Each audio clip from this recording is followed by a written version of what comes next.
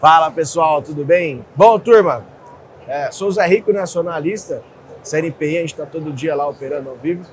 E é o seguinte, estou aqui do meu lado, duas pessoas que têm muita inspiração, que, como o Renan anteriormente falou, eu acho que eu me considero um bebê aqui do lado, né?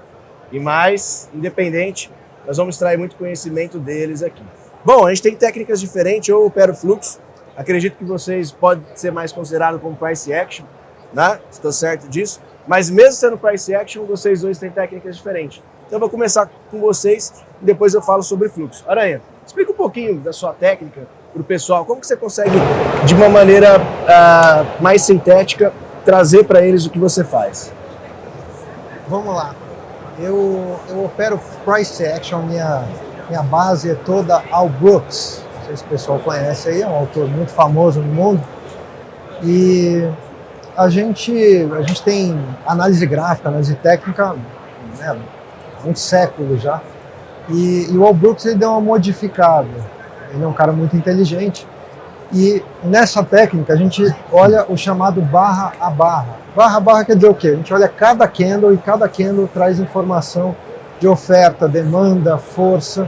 E a gente observa a interação de cada uma dessas barras para tomar as decisões. E cada nova barra é um novo evento que pode ou reforçar aquela hipótese que você tinha até aqui, ou pode fazer ela cair. Então, essencialmente, o que a gente faz é ficar olhando esse barra a barra, cada formação de barra, observando muito.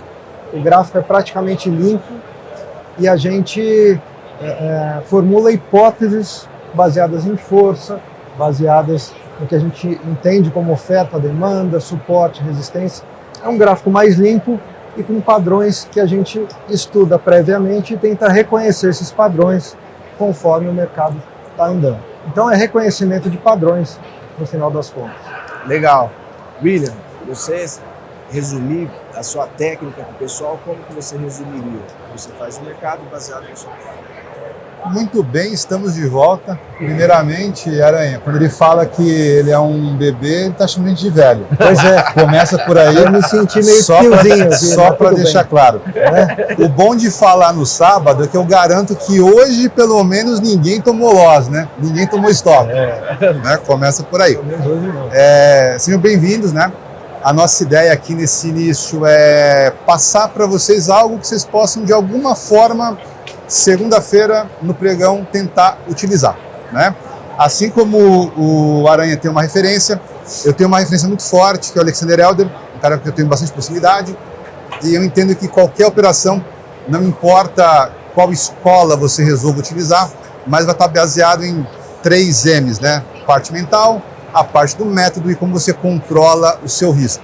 Se você pegar um final de dia e você olhar o gráfico, provavelmente você vai ver 1, 2, no máximo 3 movimentos amplos. O que eu quero dizer com isso? A importância de buscar uma estratégia onde você busque operar pouco e, quando você opera, você maximizar esse trade ao máximo. Por que eu digo isso? Porque a minha base sempre é usar gráficos longos. Tem alguém aqui que é totalmente novo, que nunca operou, está começando agora? Levanta a mão se alguém é muito novo.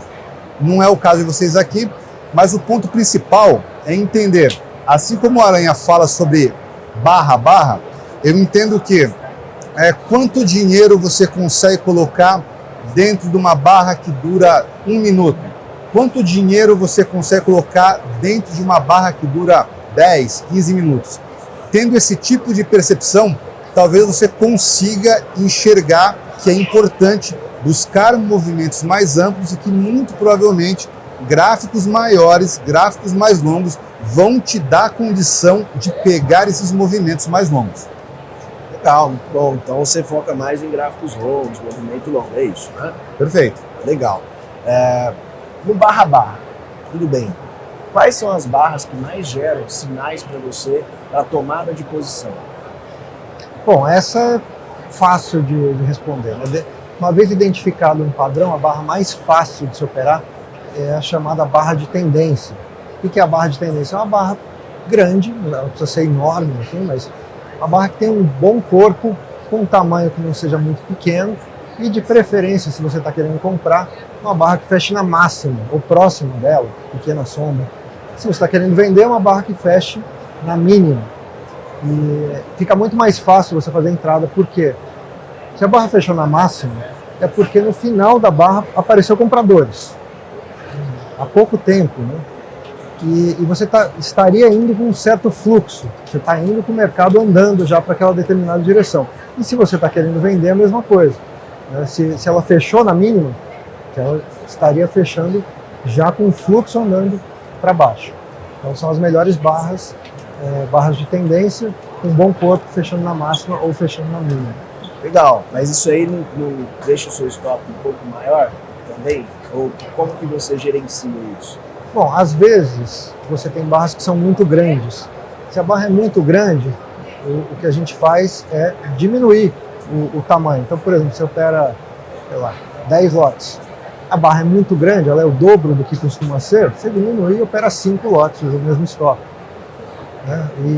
Mas, em geral, você tem um tamanho médio de barra que você observa, né, que você estuda aquilo, você fala, eu conheço bem esse ativo, esse aqui é um tamanho de barra média.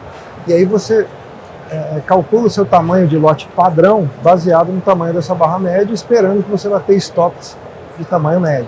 Tem vários tipos de stop, não é só stop baseado em barra, mas a ideia é essa, sempre que você crescer o stop, o número de pontos, você diminui o número de contratos, mas você sempre parte de um número de contratos padrão para que você possa fazer essa diminuição ou aumento de lote. Legal. E assim como o William, você opera gráfico mais longo, você recomenda às pessoas também gráfico mais longo, ou gosta ali do gráfico mais curto, porque a gente sabe que vai ter mais ruído, só que também tem mais operações. O que você recomenda para o pessoal? O gráfico que eu mais gosto é o de 5 minutos.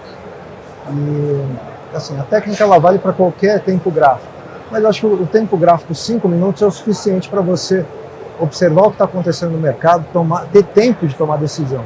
Se você pega um gráfico muito curto, como 1 minuto, ele é tentador, porque você fala, se eu perder, eu vou perder pouco.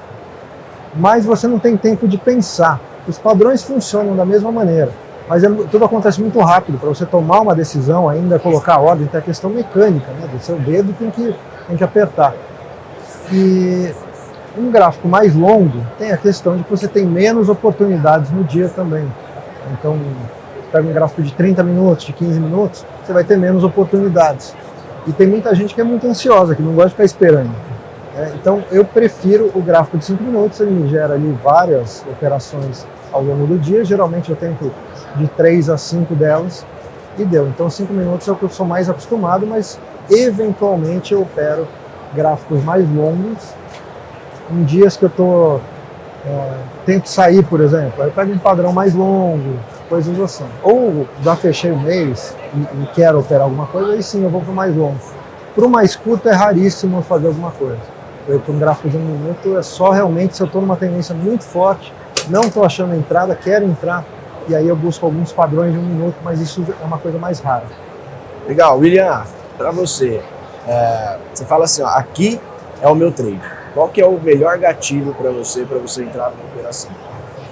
O que eu acho que é interessante é como que vocês estruturam o trade de vocês. O que eu olho, primeiramente, é tudo que me diz para eu não fazer nada. Então, se o Aranha opera gráfico de 5 minutos, eu opero o gráfico de 10, 15 minutos, na maior parte do tempo, 10 minutos.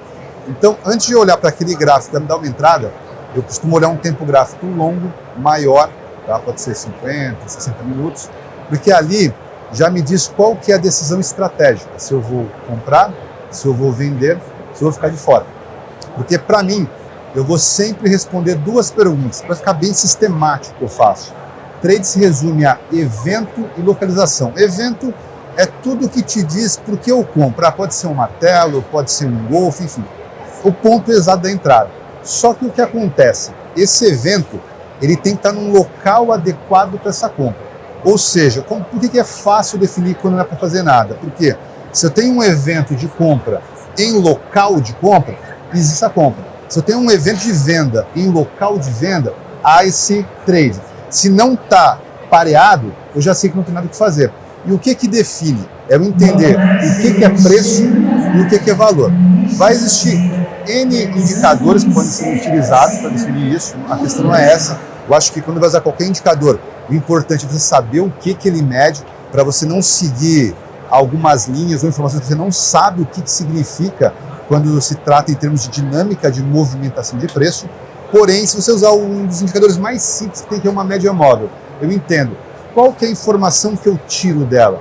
É a direção dessa média que me diz se eu devo operar comprado ou vendido e quão próximo ou afastado está dessa média. Então, se o preço está próximo à média que está subindo, ali é um local de compra. Então, só me falta agora, eu tenho que aguardar que gere algum sinal de compra e eu valido a operação. Então, é sistematizar, porque eu consigo perceber muita similaridade nas diferentes estratégias. Por exemplo, quando se fala em remuneração de capital, ele comentou sobre como ele faz o tamanho do lote, da posição. Os meus stops sempre são gráficos, então, da mesma forma, vai variar o tamanho do lote que você faz, porque o principal é entender, você remunera capital de maneira percentual, ou seja, se eu estou arriscando 1% daquela conta de day trade em uma operação, preciso ganhar 2%, 3%, 4%. E não são valores, não são pontos. Você tem um motivo muito claro pelo qual você entra na operação. Para eu poder sair da operação, eu preciso que o motivo pelo qual eu entrei, ele realmente desapareça, e aí eu preciso ajustar uma posição que se adeque àquilo. Aí eu realmente estou seguindo o que o mercado está fazendo, eu não estou tentando ajustar a minha vontade ao mercado. O que acontece? Esse stop é longo, então eu vou deixar o meu stop solto, fora de uma posição, porque pelo menos eu não vou perder X valor. Isso é muito complexo, porque você entra num campo onde é só ruído e vai tornando cada vez mais difícil você conseguir ter repetibilidade no que a gente faz.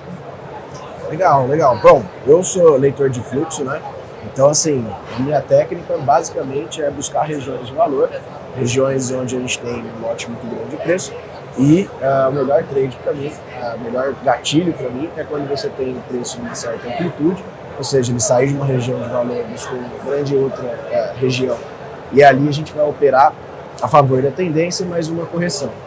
Naquele bloquinho, stop curto, parcial curto, leva o resto dos lotes. Basicamente é isso o fluxo, turma, né? Pelo menos o que eu faço. Aquela região, a gente vai analisar se tem algum player grande operando para saber se a gente consegue uma defesa de preço, que é o que a gente precisa. Né? E aí, o que eu percebi quando a gente conversou naquela live anterior, é que apesar das nossas técnicas serem bem diferentes, existem muitos pontos de intersecção entre as nossas técnicas. E uma delas foi quando você me mostrou a região de valor que você busca operar, que é aquela região entre as médias, né?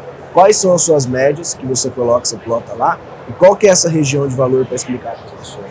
Eu uso duas médias, 13 e 26 exponencial, mas não se atenham a essa questão do valor exato, porque eu falei o que vale é a direção e quão próximo o preço está dali. Então, como são duas médias, uma curta e uma longa, com uma relação de 2:1 entre elas, o preço estando entre as duas médias, eu entendo que é uma área de valor.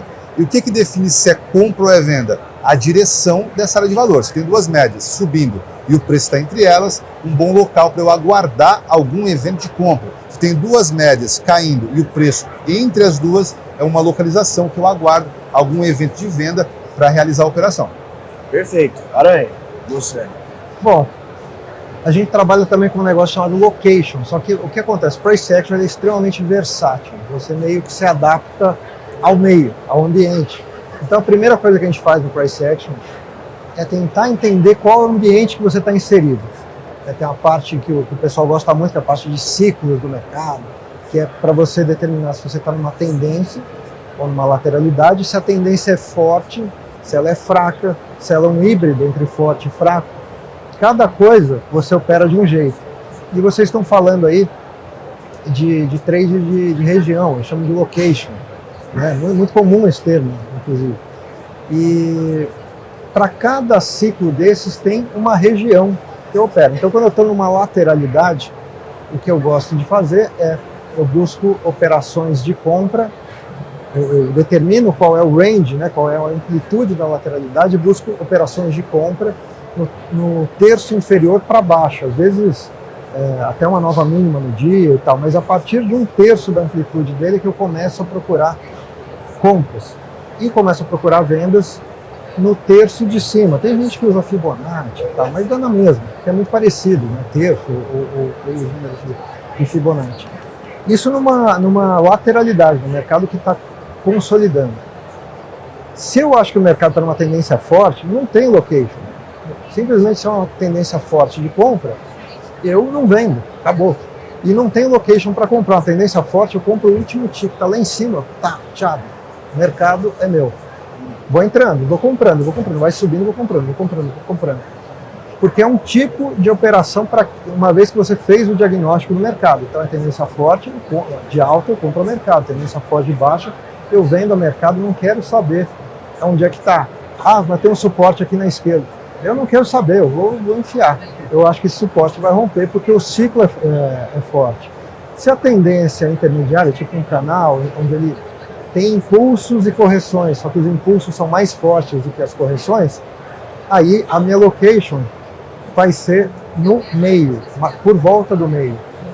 Então eu vou esperar que haja um impulso, aí por volta da metade desse impulso eu vou procurar correção. E aí tem um porquê, né? Por que a gente entra na metade nesse caso? Porque se você acha que é um canal de alta, por exemplo, que é uma tendência de alta, você espera que tenha topos e fundos ascendentes e tal, mas você espera que tenha uma chance maior de subir do que de reverter. E eu falo chance maior por quê? Porque você pode ter feito o diagnóstico errado e aquilo ser uma tendência de baixo, uma reversão, qualquer coisa. O que a gente faz é sempre baseado em a probabilidade. E se você acha, se você entende, se a sua avaliação é que é uma tendência de alta, a chance maior é de subir. Você vai comprar ali próximo a 50%, porque o seu stop vai estar próximo a 50%, ao 100%, ou seja, você tem X para perder, e no mínimo você tem X para ganhar, só que com uma probabilidade maior, porque você entende que é uma tendência a favor daquilo. Então, essa location, né, que vocês usam também, depende do ciclo, não é o tempo inteiro que a gente opera de um determinado jeito. O trader de price action é muito versátil, ele se adapta, ele tem um ferramental, para cada situação ele usa uma coisa, você vai ficando mais velho, né, vai estudando. Para quem não conhece, tem isso aqui de livro, é um curso universitário, né, o próprio curso do All Brooks você leva muito tempo para fazer, é muito complicado, um cara muito inteligente que escreveu uma técnica que é muito completa, não necessariamente complexa, porque você pode ir indo aos poucos, mas quanto mais você estuda, mais situações você sabe operar, mais ferramental você tem. Se você quer ficar no básico, você fica no básico, você vai ter que esperar muito mais tempo até aparecer uma operação. Se você tem um ferramental maior, aparecem mais operações. Show de bola! Vocês dois têm 2 mentores que, se eu não estou errado, eles operam o mercado norte-americano, certo? Correto. Como que foi adaptar a leitura deles, né, de tudo isso para o mercado brasileiro, que a gente sabe que aqui o profissional passa mal, né? Como que foi isso? Vou começar com você, William. Como que foi adaptar toda essa técnica para cá? Teve alguma adaptação ou você colocou exatamente o que o seu mentor ali, ou mais o que você se inspira, colocou nos livros, na técnica dele para o mercado brasileiro? É bem simples responder essa pergunta, porque o que ele mesmo fala, se eu pegar um gráfico e eu tirar a escala do preço e a escala do tempo, dificilmente alguém aqui vai saber me dizer se trata de um contrato futuro na B3, se é uma ação americana, se é um contrato futuro da Polônia, não importa. E também você não vai saber se é um gráfico de 1 minuto, se é diário, exatamente, se é semanal, né? Tirou a escala, você perde completamente o referencial. Exatamente. Então, o que eu quero dizer com isso? Que vai ter algum tipo de adaptação que ela é muito individual. Dificilmente alguém vai conseguir ser lucrativo, ser consistente, querendo fazer exatamente o que eu faço, querendo fazer exatamente o que o Zé Rico faz, ou querendo fazer exatamente o que o Aranha faz. Por quê?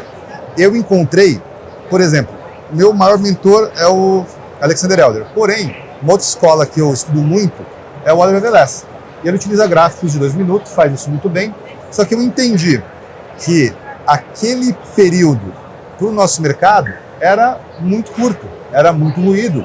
E eu preciso estar pronto, eu tenho que estar preparado para a próxima operação. Qualquer trade que você faça, porque acho que quem opera já passou por isso. Um dia que está um pouco mais ativo no mercado, faz uma operação stop, faz outro stop. Das duas, uma. Ou na terceira ele não faz e ela vai para o lado que ele estava observando que poderia ir, ou ele fala, não, agora eu fui trouxa 2 vezes, na terceira não serei trouxa e não põe stop. E aí ele realmente tem um problema muito maior. Qual que é o nome do autor? O pessoal não viu? O Oliver Velez. Ah, o Oliver Velez. Isso. O que acontece? Colombiano, que era operador de pregão lá dos Estados Unidos. A questão é você entender como você ficar preparado para a sua próxima operação, para o seu próximo trade. Eu encontrei um tempo gráfico onde eu consigo, de maneira muito tranquila, fazer poucas operações e essas operações têm um grande potencial de movimento. Porque eu parto de pontos de liquidez que vêm de tempos gráficos maiores e eu entendo que ali é a origem de grandes movimentos e eu quero pegar boas fatias desses amplos movimentos. Então, respondendo de maneira bem objetiva, a adaptação que eu fiz foi trazer um tempo gráfico onde eu tenho confiança de operar. Legal, que é um tempo gráfico maior, né? Exatamente. Legal. Al Brooks eu já vi, já conheci um pouco, estudei um pouco de Al Brooks, mas realmente parece um curso universitário, né? Eu acho que é mais ou menos como você vai começar uma faculdade de alguma coisa complexa, contabilidade, medicina, direito, engenharia.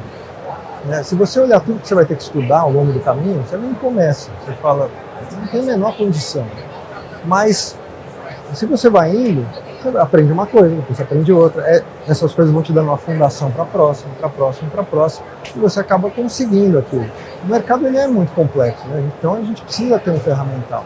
A adaptação que eu tive que fazer no início era muito difícil, porque foi o primeiro autor que eu vi que falava realmente de day trade. Você vê que o cara opera mesmo, assim, né? O que eu conhecia de análise técnica, digamos, clássica, o pessoal era muito voltado para gráficos diários e tal. E aí você começa a ler o Al Brooks e você fala, caramba, o cara é do ramo.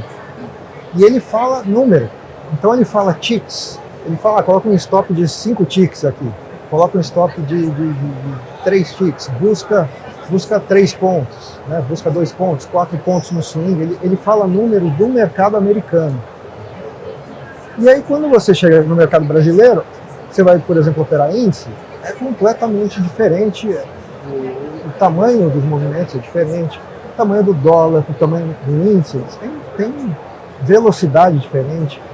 O tamanho para o S&P, que é o principal contrato que ele opera, é completamente diferente. Então a maior dificuldade foi que, primeiro, ele tinha, ele já é um senhor, mas ele é um autor novo, né? Um autor que lançou o primeiro livro em 2009, explodiu, assim, virou best-seller mundial, e depois ele escreveu outros 3 livros e um curso. É um cara que fica transbordando com ele. Só que quando eu tive contato, era o primeiro livro. E o primeiro livro, ele é assim, falta coisa. Aí ele fala, como ele é muito inteligente, ele jogava umas coisas lá, mas não explicava o que era. Eram termos que ele usava para ele próprio. Então foi muito difícil adaptar para cá, tamanho das coisas que ele falava, e outra, a volatilidade do mercado que ele opera é diferente. Né? Você vai operar o índice aqui, ele de repente ele dá umas rasgadas assim, né? Ele tem outra, ele sobe muito assim, muito quebradão, assim. Tanto que o pessoal do dólar tem muita dificuldade. O pessoal que está muito acostumado com o dólar tem dificuldade de operar o índice. Eu sempre gostei do índice. E então a adaptação foi mais nesse sentido, de falar, opa, por exemplo, ele fala muito de colocar um stop e um tick abaixo da barra. Funciona, que é uma beleza para o mercado americano, que eu opero também. Mas quando eu chego no mercado brasileiro, eu não coloco um tick abaixo da barra, porque várias vezes eu compro um tick abaixo da barra como a melhor entrada de todos. Porque eu não sei o que acontece, um tick abaixo de barra aqui não aparece stop. Né? Então eu coloco vários ticks abaixo. Por exemplo, eu coloco meia barra abaixo de uma barra. Né? Como é que eu meço isso? No olho, cara. Você está ali, gráfico de 5 minutos, você não tem tempo de fazer, né, tudo. Você vai no olho, você conhece o mercado, né? Se você é especialista num determinado mercado, se você gosta muito dele, você pega um pouco a sensibilidade dos movimentos. Então, para mim, a adaptação foi ler e reler e reler e reler até eu entender o que ele queria dizer, e aí eu adaptei para o mercado daqui.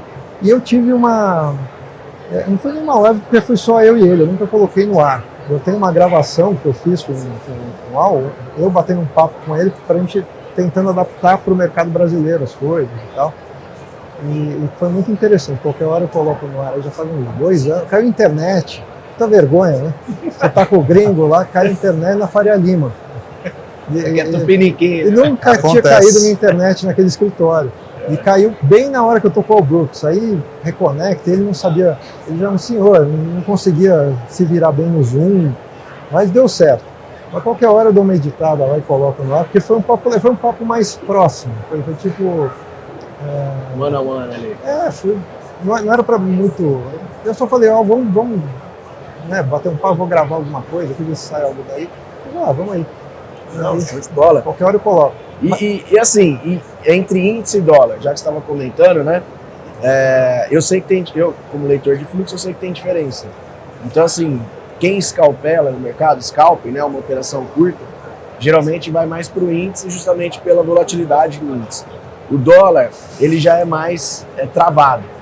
Rapidamente, dólar, índice, dólar ou índice, e por quê? Bom, eu opero o índice por afinidade, eu gosto. Eu sinto que eu entendo o movimento. Eu não entendo o movimento do índice, mas eu acho que eu entendo. Né? Então eu tenho a sensação de que ele é mais próximo de mim. Assim. Então eu tenho muita afinidade. Mas eu vejo o pessoal dos antigos, eu estava vendo o Índio falando aqui, né? O Perret. Eu não sei o primeiro nome dele, Beto Perret. Né? O filho também e tal. Tá aí onde? Tá ali, ó. E essa galera das antigas ama o dólar, mas eles buscam 3 pontinhos, 4 pontinhos, eles são scalpers de pregão, né? Tem vários assim. E eles gostam muito do dólar para movimentos que eu acho muito curtos. Você estava me falando, né, quando a gente bateu um papo lá na Arena Trader, faz 2 semanas. Papo legal, pessoal. Ele de fluxo, eu com o Ross de Price Action faz 2 semanas.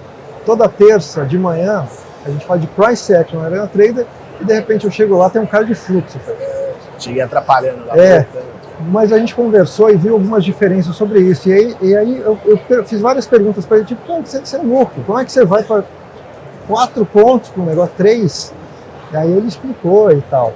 No dólar você consegue usar esses stops curtos. Né? No índice, como ele é muito volátil, os movimentos são muito... Por exemplo, ele vai subir, às vezes ele sobe de uma vez no índice. Mas várias vezes ele sobe e ele faz assim, né? Isso numa barra de 5 minutos. Né? Ele vai indo assim. E se você usa um stop curto, você fez uma boa entrada e você vai ser estopado, não é? Eu acho que muita gente aqui deve ter sentido isso já. Você é estopado se você usa um stop muito curto. Então é necessário você conhecer o tamanho do movimento, seja lá daquilo que você está operando. Eu opero petróleo, eu opero outras coisas. Mas para cada um deles eu faço a minha adaptação e é meio que no olho. Eu bato, eu olho as barras e falo, meço mais ou menos. E é tudo mais ou menos. Meço mais ou menos balançar. É isso, como é que é o balançar? Boa palavra. E adapto. Boa. É isso. William, para encerrar, que nosso tempo já estourou, dólar, índice e por quê? Eu entendo que trade é evento localização.